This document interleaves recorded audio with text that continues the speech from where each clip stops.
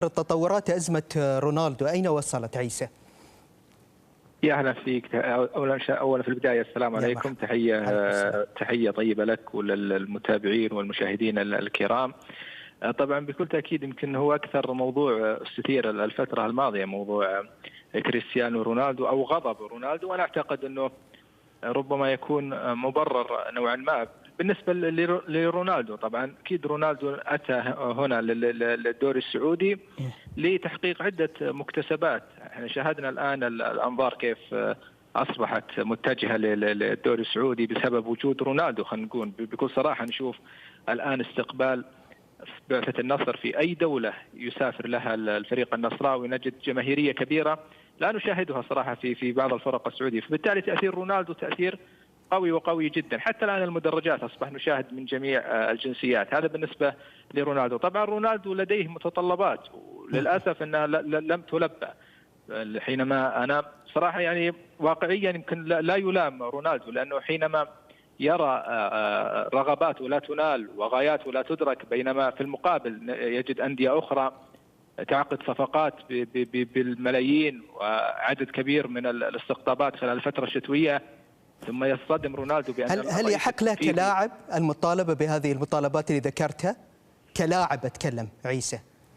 هو يعتبر جزء من منظومة، هو بكل تأكيد لا يرضى حينما يكون يستخدم كأداة إعلامية فقط، لكن حينما يجي للواقع يستخدم فقط كصورة. هو بكل تأكيد يعلم، بس ما تخطى دوره الآن؟ دوره كلاعب داخل المستطيل الأخضر؟ هو كدوره مع إدارته الشخصية، مع إدارة النادي، بينما هو كذلك يتكلم بما انه قائد الفريق وكابتن، والكابتن له تاثير. خلينا يعني نكون اكثر واقعيه. لاعب لديه خبره كبيره، لديه علاقات كبيره، لديه جذب استثمارات كبيره، هو يعلم قيمته الفنيه والتسويقيه والماليه في وجوده للفريق، فبالتالي هو لا يفرض شروطه.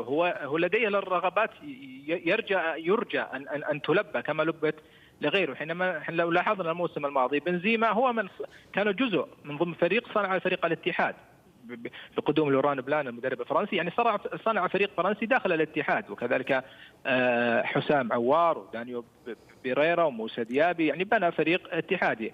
حينما اتى للنصر رونالدو بدأ بداية جيدة خلال الفترة الصيفية مع إدارة برتغالية ومدرب برتغالي، بدأ بداية جيدة، أراد أن يستكمل المشروع في الفترة الشتوية. اصطدم رونالدو أن هناك قرار بإيقاف الصلاحيات للرئيس التنفيذي، لا يستطيع توقيع مع أي لاعب.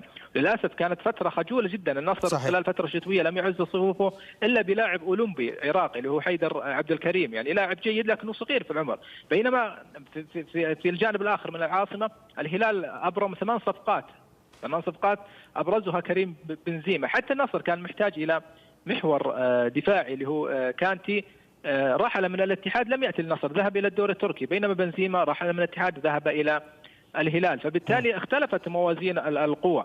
صحيح. أنا أعتقد أنه صراحة رونالدو أنه بكل تأكيد أنه لا يفرض هو شروطه، لكن حينما تجد أنه يغضب من أجل فريقه ليس من أجل نفسه. هو رونالدو بالأخير عقده ماشي والأموال يأخذ، يعني عقده عالي جدا، فبالتالي ما راح تفرق معه. هو احنا لو نكون أكثر واقعية، لكن بالإضافة كذلك إلى أنه حتى مشروع الألف هدف هذا هو هدف شخصي له، توقف عنه من أجل ماذا؟ من أجل فريقه النصر. يعني هو لم يغضب لنفسه، غضب لفريقه، يريد فريقه يكون قوي، يريد فريقه يكون يواصل في الصدارة.